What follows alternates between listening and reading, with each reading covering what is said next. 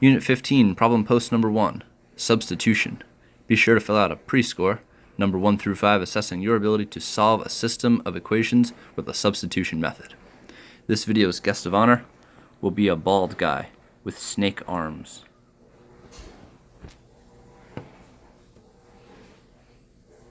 And he's also yellow. Maybe he's from the Simpsons universe. Okay, so we want to solve this system with the substitution method.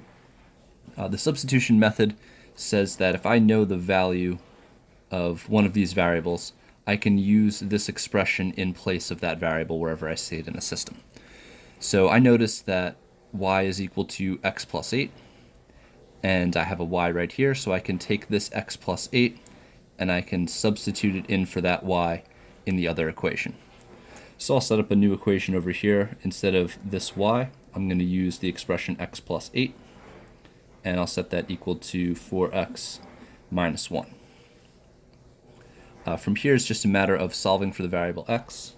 To do this, I will subtract x from both sides. Noticing I'm lining up my like terms, I can't subtract x from 1, I can only subtract it from another x term. So I'll have 8 is equal to 4x minus x is 3x.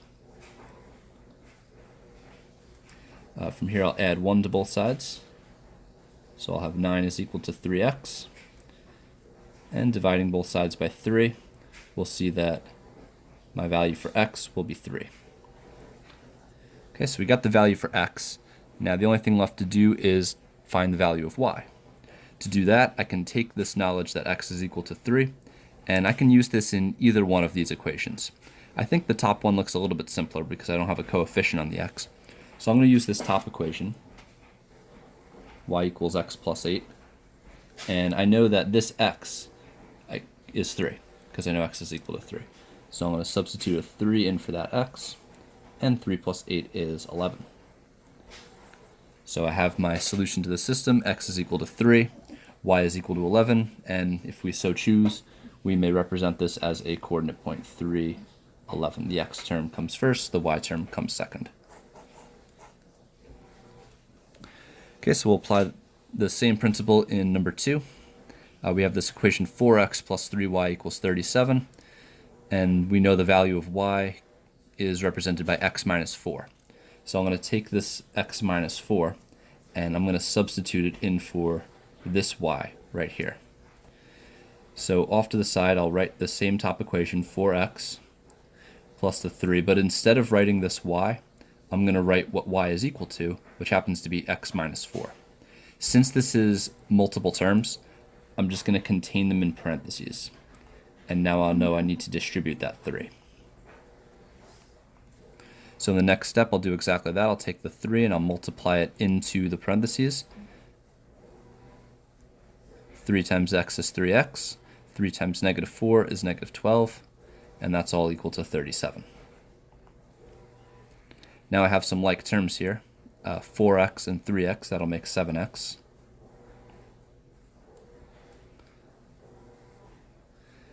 I can eliminate my 12 by adding 12 to both sides. Negative 12 plus 12 will cancel out, that'll be a 0.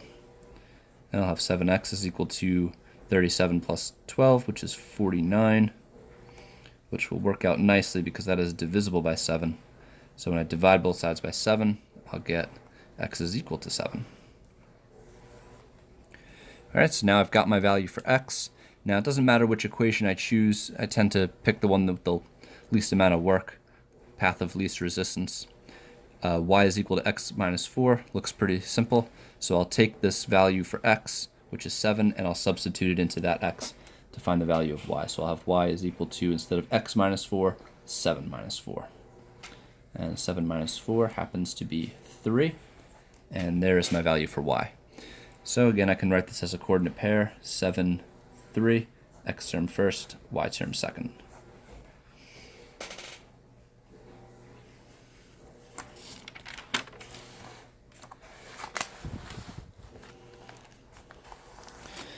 Right, we got one more basic system on the back here of top equation, negative 49 is equal to x minus 5y. This doesn't give me the value of a variable. I'd have to rearrange it, but this bottom equation does. It's all equal to y. So anywhere I see a y, I can substitute negative 2x plus 1 in its place. So I'm going to take this negative 2x plus 1. I see that there's a y here, so I'm going to substitute it in for that y. So I'll take the top equation, which was negative 49 equal to x minus 5 times y, but instead of writing this y, I'm going to write what y is equal to, negative 2x plus 1. Again, this is a multi-term expression, so I'm going to contain that in parentheses, negative 2x plus 1. Oops, that's the end of that. No equals. Watch out, snake arms. I'm trying to erase stuff. Alright, so now I have this in parentheses here. I'll need to distribute this 5. Let's keep in mind we have a minus sign in front of that 5, so I'll actually be distributing a negative 5. So I'll carry down the negative 49, carry down my x. Now I'll multiply negative 5 times negative 2 will give me a positive 10, so I'll say plus 10x. And negative 5 times positive 1 will be a negative 5, so minus 5. I can combine like terms here. X plus 10x will be 11x. And I'll carry down the minus 5. Got to eliminate that minus 5 now, so I'll add it to both sides. So negative 49 plus 5, I'll get less negative, so I'll be at negative 44, equal to 11x. And finally, to eliminate the 11, I will divide by 11, and I'll get my answer, x is equal to negative 4. Now that I have the value of x, I can substitute it into either of these equations to solve for y. The bottom one looks a bit simpler to me, so I'll substitute into the bottom. So negative 2, instead of writing the x, I'll put the negative 4. Plus 1 is equal to y.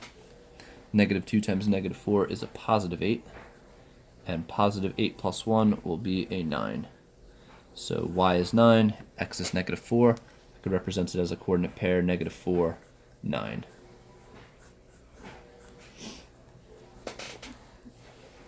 Okay, number 4 here, we got a little bit of application. We have 2 surf shops, Surf and Fill and Aloha Tides.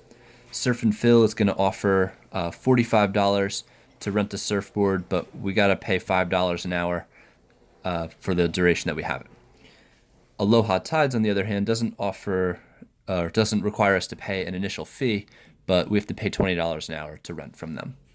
So we got to write and solve a system of equations to determine the number of hours for the prices to be the same. So first step, we're going to have to write equations to represent the cost of renting from Surfing Fill or Aloha Tides. So since it's a cost, I'll use the variable c. For Surf and Fill, it's $5 an hour to rent, so I'll say 5h for 5 hours. Every hour we have the surfboard, we have to pay $5. And then we also have this initial cost of $45, so I'll add $45 to that. Aloha Tides, on the other hand, it's just $20 an hour.